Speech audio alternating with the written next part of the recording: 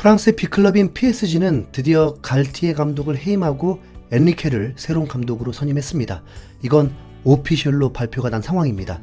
그러면 이제 밀렸던 이강인 영입 발표도 곧 할 거라고 기대해 볼 수 있겠죠. 빠르면 내일 안에 공식적으로 이강인의 영입 뉴스가 나올 겁니다. 이강인뿐만 아니라 추가적으로 5명의 선수를 더 영입했다고 하는 걸 보면 파리가 제대로 이를 갈고 다음 시즌을 준비한다는 느낌이 들고요. 하지만 그렇다고 PSG의 앞날이 마냥 화창한 것만은 아닙니다. 사실 지금도 내부적으로는 천둥번개가 치고 있다고 봐야 되죠. 그 이유는 바로 파리 생제르맹의 스타인 킬리안 음바페와의 계약 때문입니다.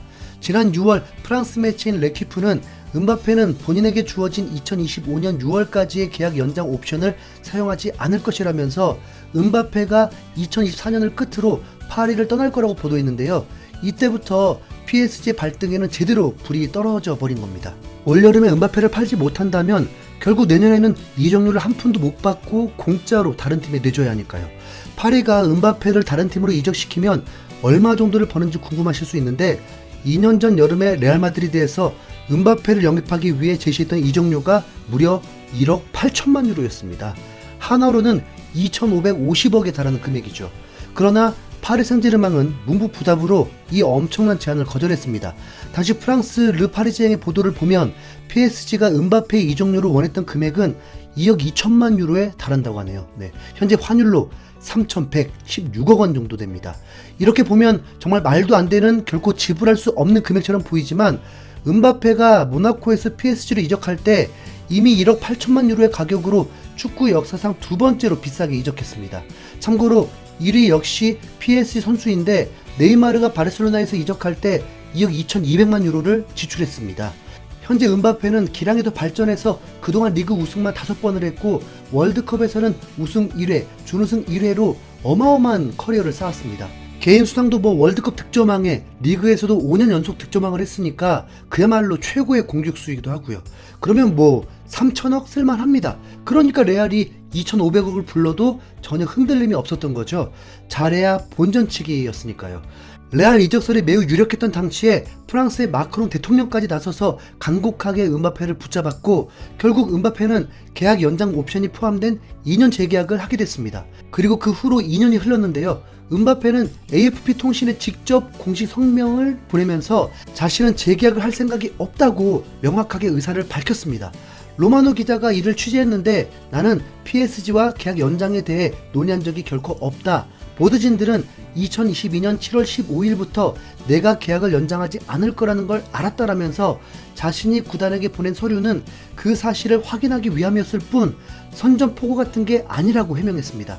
음바페가 직접 밝힌 내용이 맞다면 파리 생제르맹이 2년 전 레알 사태에 이어서 또 한 번 억지를 부린다는 생각이 들죠. 무슨 축구선수의 이적을 막으려고 프랑스의 전 현직 대통령이 압박을 하고 팀의 회장까지 나서서 압박을 하는지 이 정도면 횡포라고 해도 됩니다. 이번에도 PSG 알켈라이피 회장은 직접 기자회견까지 하면서 음바페를 또 압박하기 시작했습니다. 엔리케 감독의 선임을 위한 자리에서 알켈라이피 회장이 입을 열었는데요. 음바페가 다음 시즌에 자유계약으로 팀을 떠날 거라는 사실에 충격을 받았다. 음바페의 결정은 프랑스의 최대 클럽을 약화시킬 수 있다. 정말 실망했다. 앞으로 2주 안에 결정을 내려야 한다. 새로운 계약서에 서명하지 않는다면 나가는 문은 열려 있다라면서 음바페에게 2주 안에 재계약을 하던가 팀을 떠나라고 선언한 겁니다. 알켈라이피 회장의 인터뷰만 보면 마치 음바페가 큰 잘못을 해서 파리 생제르맹에 피해를 준 것 같지만 사실 음바페는 계약서 내용을 다 지키고 연장만 안 한다고 했을 뿐입니다. 이번 시즌에도 리그 우승을 했고 리그 득점왕까지 수상하면서 활약했고요. 프로 선수가 계약 내용을 충실히 이행하고 기간이 다 되니까 떠난다고 한 건데 그게 이렇게 비판받을 일인지 모르겠습니다. 이럴 거면 2년 전에 레알로 간다고 할 때 2,500억 받고 보내줬으면 되지 않나요?